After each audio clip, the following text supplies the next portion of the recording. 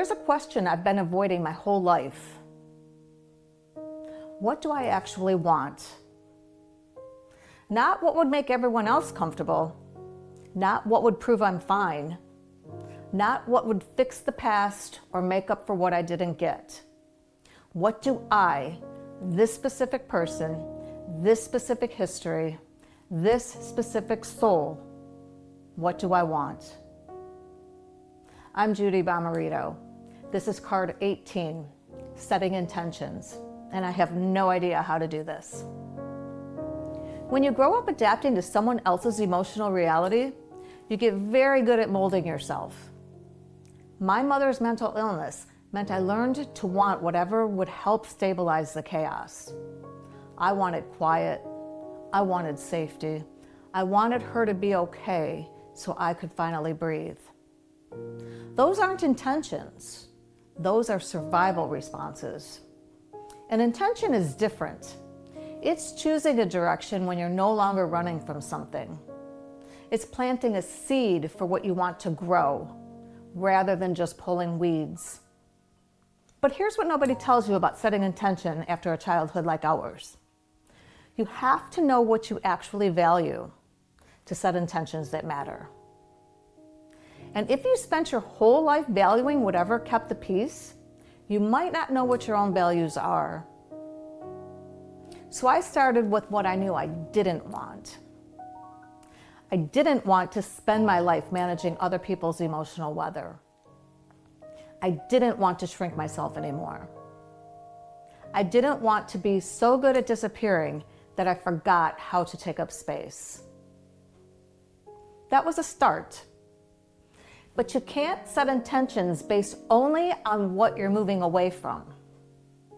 Eventually, you have to turn around and face what you're moving toward. The full moon asks, what are you ready to call in? What do you want to create with all this space you've been clearing through this healing work? For me, the answer came through my art. Through my camera, I learned to witness.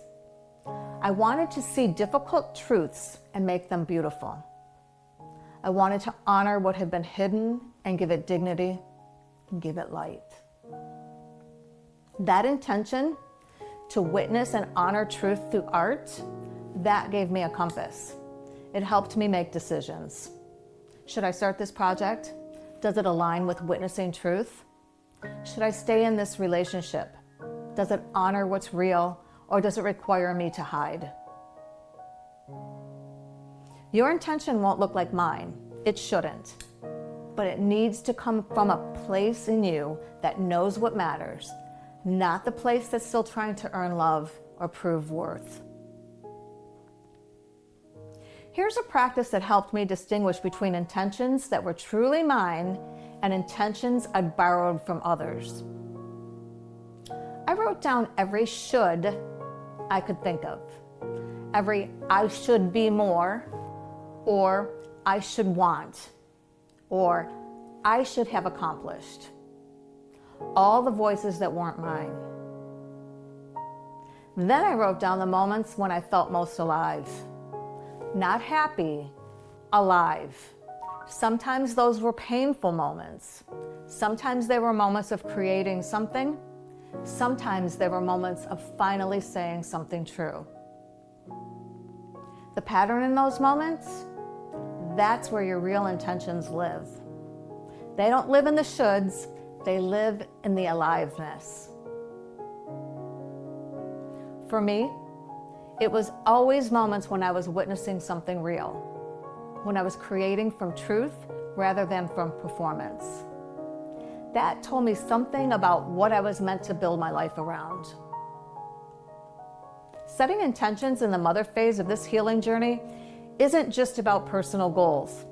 It's about deciding what you want to contribute, what you want to leave behind, what patterns you're breaking, and what new ones you're creating. My intention became to create family pain into art that helps other families feel less alone. To witness difficult truths with compassion, to create space where hidden stories can be honored. That intention guides everything. The projects I choose, the boundaries I set, the way I show up in relationships, the stories I tell. What's your intention? Not your goal, your intention.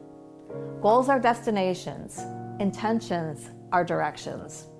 Intentions are about who you're becoming, not just what you're achieving. Next week, we're talking about coping strategies. Because once you know where you're headed, you need tools for when the road gets difficult. But for now, just this. You spent your whole life accommodating someone else's limitations. What would you create if you believed your own possibilities mattered? That question terrifies me, and excites me, and guides me. Maybe it can guide you too. It's simple.